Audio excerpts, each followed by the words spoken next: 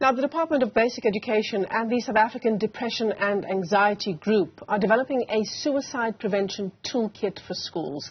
It'll be the first ever to be distributed in South African schools. Let's unpack it further now. We're joined this afternoon by Sibongile Monareng, who is with the Department of Basic Education. In fact, she is the Director of Psychosocial Support. It's great to see you. Thank you very much for coming into studio. Thank you so much. Thanks for having me. What an incredibly heartbreaking issue to be discussing this afternoon, right? But it's necessary because we've seen so many incidents of suicide, and I hate to say this, not only at high schools, but even at primary school level.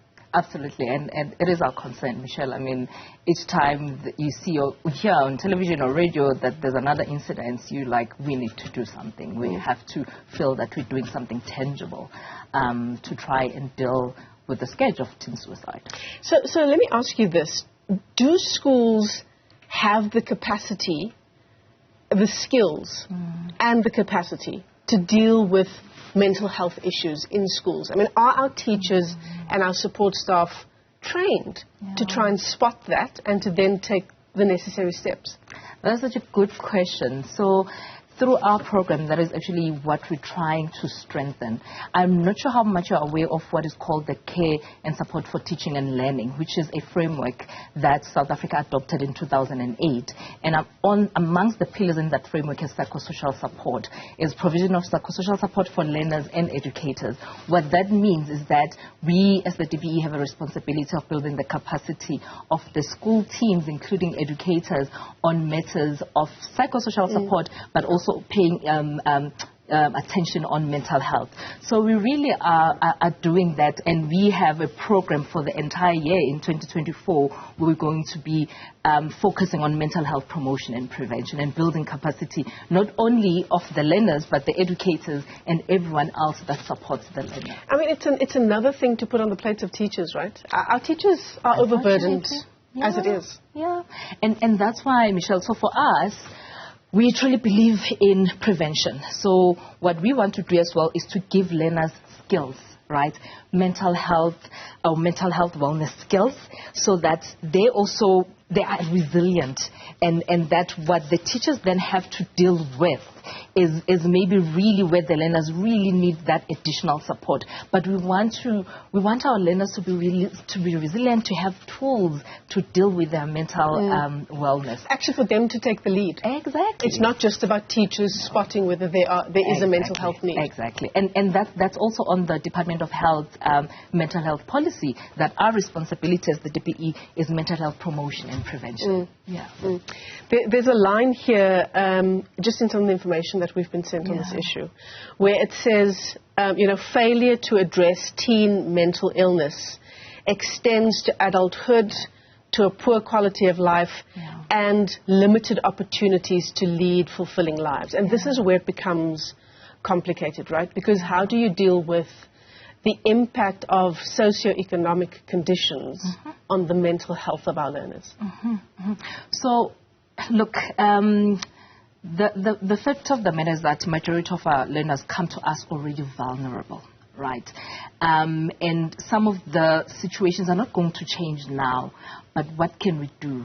Have a resilient learner. Have a learner who's able to identify that these are my struggles, but what can I do? So, for instance, around exam time, we teach learners anxiety management techniques. You cannot avoid the anxiety that comes with an exam, but you can use certain tools to help yourself manage. So things like your mindfulness, taking walks. What we're trying to do is to make our learners be aware that you have to take active steps to take care of your mental health. Yourself. To take care of yourself. And what they go through, we also go through as adults, by the way. And it's a constant conversation, but what we're saying is that we are going to be very active about that conversations with our learners, to say, you're going to go through stressful situations, but you have a toolkit. But also, there are areas that you can go to for help. Because I think some studies have shown that there are young people that would have said that, oh yes, last year I experienced sadness or experienced depression. Did you seek out for help? No, I did not. But what we want is for them to know that these are the things that you can do by yourself, but there also is help and there is support available, because there is support available out there. Yeah. So it's increasing our young people's capacity to hold the struggles of life, whatever it might be, whether it's the death of a parent or a loved one, whether it is poverty at home, whether it's a relationship, whether it's a relationship, breakup, whether it's being bullied, right. You know what I mean? There are so many things that our young people go through. I mean, being a teenager on its own is already challenging, because you're finding yourself, your body is changing, and your brain is still developing. So there's already that, without adding all the other situations that our young people go through. But what we want, we're saying to them, you might go through these things, and these are the things that you can do. When you are not winning by yourself, this is where you can get help. You know, Sibongile, for me, the big issue again is our learners who live in poverty or who are living in difficult home conditions. Because it's one thing for them to be going through a situation, for example, you said, you know, the loss of a relationship, but to be exposed daily. Like there is no safe or soft place for you to land, because home life is perhaps unbearable for you. For me, that's where the difficulty comes in here. So this is where our partnerships with other government departments and social partners come in, right? So schools do what they call vulnerability assessments. Of course, our schools are already overwhelmed, but what that does is to identify early on a learner that might require support. And based on the social partners that the school has, then learners are referred, right, to be able to be provided with the additional support that they probably are not getting at home. And our teachers are also able to identify in class a learner that is, you know, struggling and not doing well, so that we can bring in our partners early on, and we're not waiting for a crisis. So I would say that our partners are critically important at different levels, at school level, at district level, even at national level. And who are those partners? We have different partners depending on where the school is at, depending on the district. And then at national level, we have different partners. So, for instance, we work very closely with SADC, who you mentioned. It really depends on what the need is. So our program, psychosocial support, is very broad, if you think about it. We also have partners that place what we call learner support agents in schools, right? Unfortunately, it's not all the schools, because they also have limited resources, but they get directed to the schools that maybe are high risk because the province has done a particular assessment. So there are multiple partners at different levels. What our schools are also trained to do is to do what we call stakeholder mapping, right, to identify, okay, these are the partners that are there around me, and this is what this partner does. This partner supports when a teenager is pregnant. This partner supports with homework. This partner supports with this. So our schools do that as well, so they know where to go for what social need a learner has. So this is the toolkit that you're talking about? So this toolkit is specifically to deal with the issue of teenage suicide, right? And this is what has been done globally. So teenage suicide is not just a South African problem, unfortunately. It's a mental health challenge, right? And as life has gotten harder and harder, there's more attention. There's more people that are affected by mental health. And I think after COVID, there is the right attention towards mental health. So what we're doing is we're giving school principals and the school community strategies to say, how do you prepare to deal with teenage suicide? Because currently, if it happens, then, you know, there's crisis management. What we're saying is that let's be proactive. Let's do mental health awareness. Let's do mental health support. Let's educate our learners, because let's prevent mental health issues before they happen.